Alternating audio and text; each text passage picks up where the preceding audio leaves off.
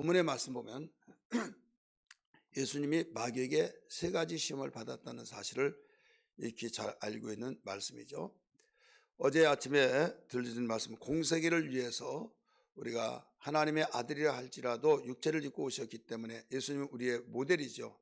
신앙의 모델이요, 인생의 길이 되시고 그 길로 갈 때만이 승리한다. 내가 가는 길이 비록 고난받고 힘든 것 같지만은 결국 영광의 길이기 때문에 나를 따라오너라. 제자를 삼을 때 그렇게 말씀했어요. 그래서 우리는 가시밭 같은 길인 것 같을지라도 주님이 가신 그 길만 따라가면 반드시 승리가 있다, 축복이 있고 영광이 있다는 것을 소망 가지고 사는 것이 우리 기독교인입니다.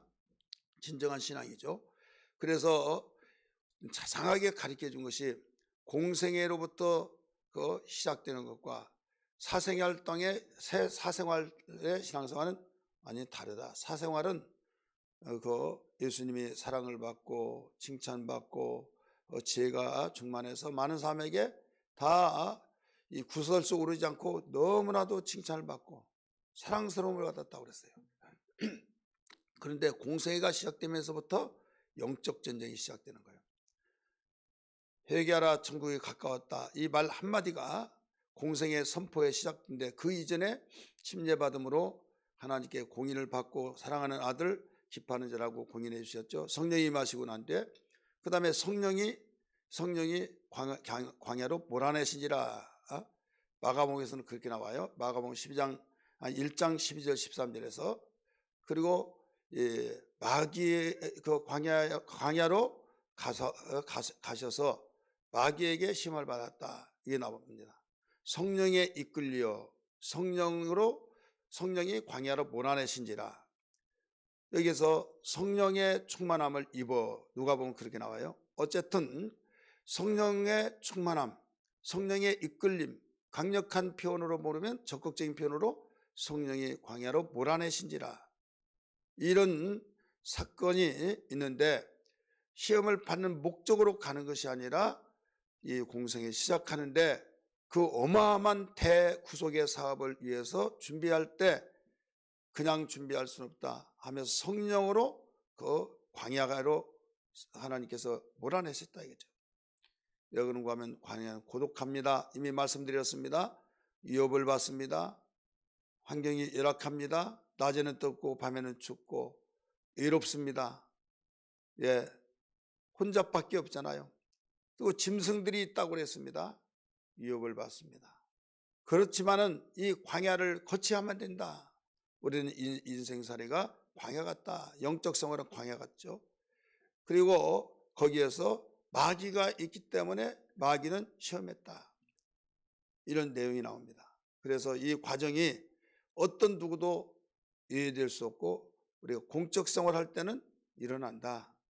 일이 있다는 걸 알고 마음에 준비를 하고 우리의 영적 생활 한상과 넋 잃고 아무것도 생각하지 않고 예수 믿으면 너무 행복하다고 하는 것이 영적으로 행복하고 모든 환경을 뚫어가고 풀어가고 열어가면서 행복을 느끼는 그런 행복이 아니라 아무 일이 없고 평안하고 대로의 길이 펼쳐지고 내가 소원한 대로 착착 되어지는 그 행복을 꿈꾸다가 나중에 어려운 여건과 상황이 벌어지면 그때 안절부절하죠. 왜 내가 하나님 잘 섬기려고 해보는데 이러느냐. 여러분, 그래서 바로 가르쳐주고 바로 알고 어떤 일이 닥쳐올 때 나는 정도의 길을 가고 있다. 미리 나는 사전에 말을 들었다 하면서 오히려 더 근실하고 깨어서 이겨내면서 뚫어가면서 풀어가면서 우리가 살아간 것이 이 세상에서 영적 생활, 교회 생활, 신앙 생활이라는 걸 믿기 바랍니다.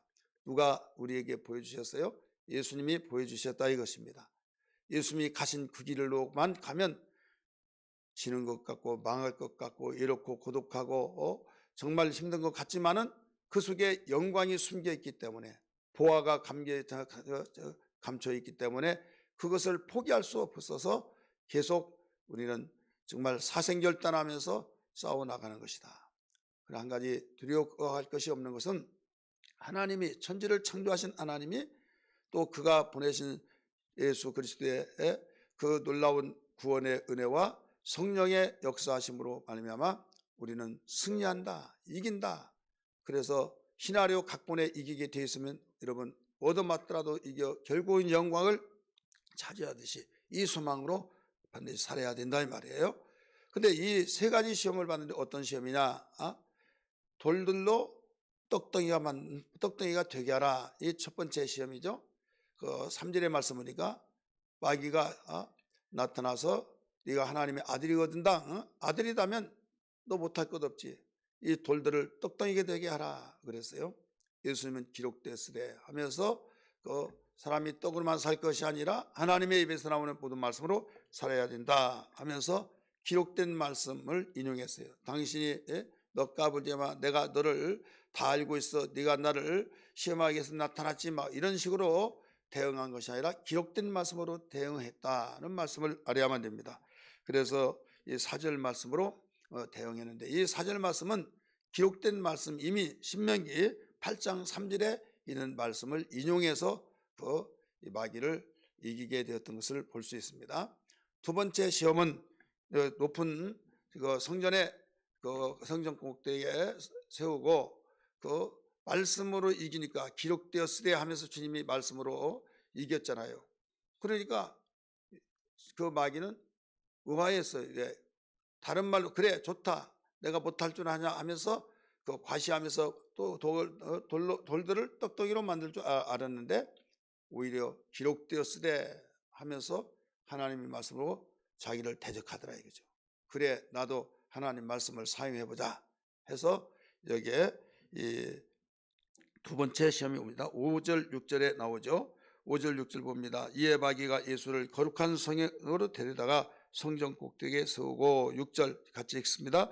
이르되 네가 만일 하나님의 아들이거든 뛰어내리라. 기록되었으되 그가 너를 위하여 그의 사자들을 명하시리니 그들이 손으로 너를 받들어 발이 돌에 부딪히지 않게 하리로다 하였느니라. 자, 마귀도 기록된 말씀을 가지고 시험을 해요. 이 기록되었으되 하는 말은 시편 91편 11절 12절에 있는 말씀입니다. 그 말씀으로 기록된 말씀을 가지고 예수님을 시험했어요. 이 말은 무슨 말이냐? 오늘날도요 마귀가요 성경을 가지고 시험하고 성경을 가지고 성경에 이렇게 말했다 하면서 몇 장 몇 절을 보라마 하는 식으로, 그러니까 성경 말씀 이야기하니까 다 하나님 말씀인 줄 알죠. 이 말씀 자체는 하나님 말씀인데 부엌칼을 식도를 여러분 부엌의 가정주부만이 만들어 사용하는 이 식도를 가지고 강도가 사용한다면 살인의 무기가 된 거예요. 바로 주부가 사용하면 사용하는 목적에 따라서 정말 맛있는 음식이 나오지만 여러분 하나님의 말씀은 하나님께서 인간에게 사용하여서 복되고 행복하게 살면서 하나님께 영광을 돌리라고 주신 말씀이지 마귀가 사용하라고 주신 말씀이 아니다 이거죠. 근데 마귀가 기록되었으되 하면서 마귀가 사용하고 있어요. 마귀는 도둑질하고 죽이고 멸망시키러 왔기 때문에 강도가 사용할 이유가 뭐가 있습니까? 칼을 죽이려고 한 거죠. 하나님 말씀 살리는 말씀이지만은 살리는 말씀을 가지고 죽인 데 사용한다. 그래서 무조건 마귀는 하나님 말씀을 인용해서 말한다 할지라도 그 말은 오히려 우리가 성경이니까 그러다가 당한다 이거죠. 이단들이 그렇죠. 이단들이 다 하나님 말씀 가지고 몇 장 몇 절 보면 이렇게 말했다 하니까 분별하지 못하면 결국 당한다 이거죠. 그러므로 우리는 성경할 때 하나님의 의도를 알고 지금 하나님 말씀은 분명히 말씀이다, 성경에 나와 있다, 그러나 왜 저 말씀을 사용하느냐 그걸 판단하면서 이겨내야 될 줄 믿습니다. 그래서 예수님은 7절의 말씀으로 대답해 주죠. 예수께서 이르시되 또 기록되었으되 주 너희 하나님을 시험하지 말라 하였느니라. 기록된 말씀은 신명기 6장 16절의 말씀을 인용해서 말씀하십니다. 세 번째 시험은 뭐냐?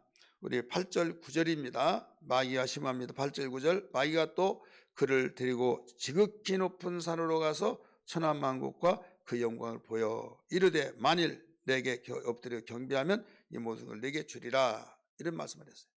자, 천하만국을 다 보여주는 높은 산을 가서 보여준다고 그랬어요. 자, 보여집니까? 가장 높은 산이라 할지라도 천하만국이 다 보여요? 여러분 등산에서 보면요 제일 정상에 가면 다 보일 것 같죠? 산들에 가려서 보이지 않습니다.